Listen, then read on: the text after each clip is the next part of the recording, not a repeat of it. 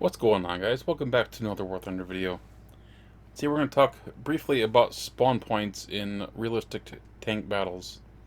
In some videos where Brian and I were playing together, I called out what our matchmaking was. So in the piece of video footage you have behind us, you see we're playing 5.0 America, and I called out that we were being played, or we were being up tiered to 6.0. And I got a question in the comment section of another video for the RE251 where I did the same thing. And Tim asks, how can I figure this out? And it's actually fairly simple. It's all about looking at your spawn point costs. For medium and heavy tanks, they have a standardized system or standardized cost. So how does this work? Well, let's pull up a little chart and we'll use the example in the background as our little test bed.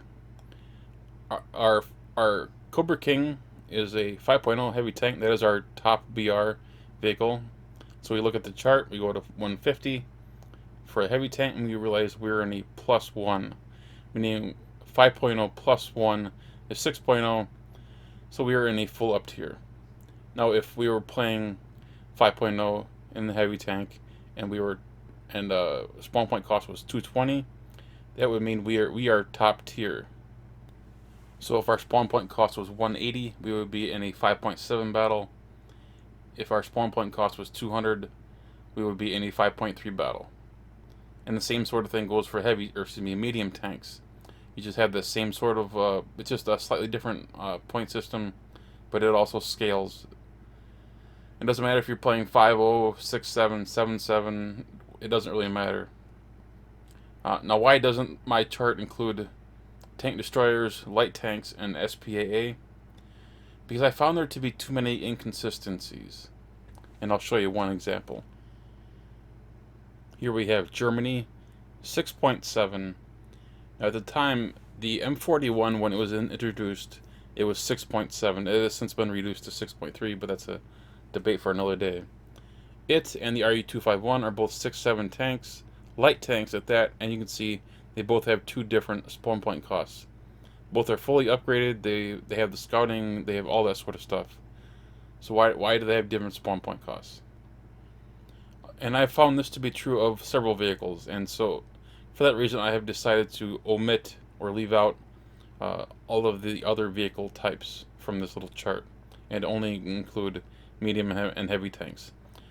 After all, medium and heavy tanks are in probably 90% of the lineups. Obviously, if you're playing top tier, you're not going to have a heavy tank, but you're going to have a medium tank.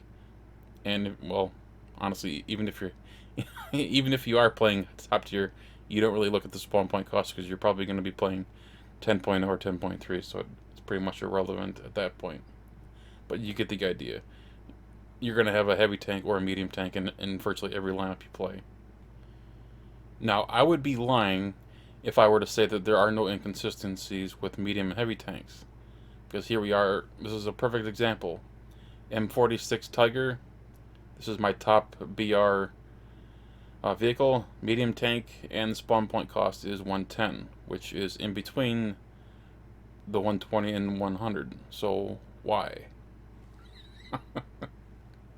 I also encountered an instance where I was in a T29 after it had gotten moved up to 7.0, and the spawn point cost was 190, and I think we were in a plus 0.7 match, which again, it doesn't quite fit the formula, I guess you would call it. So I can't explain it. There are inconsistencies, and so that's why I say that this chart is not a rule book by any means, but rather just a general guideline. This little chart is accurate for at least for probably 97% of the lineups that I personally use. I don't use, really heavy tank destroyer lineups and all that, so this works for me. And I can't go through the entire game and find out what the what the SP cost for every single vehicle is. That would be ridiculous. Take an entire spreadsheet, and I am just one man. If there's anyone out there with some data mining on spawn point costs, feel free to contact me. I'll be more than happy to share that information with our subscribers and help them out. After all, that is the whole point of this channel. Anyway, guys, I hope you enjoyed today's video. If you did, click that thumbs up button. And of course, if you're new to this channel, please subscribe. Take care, guys.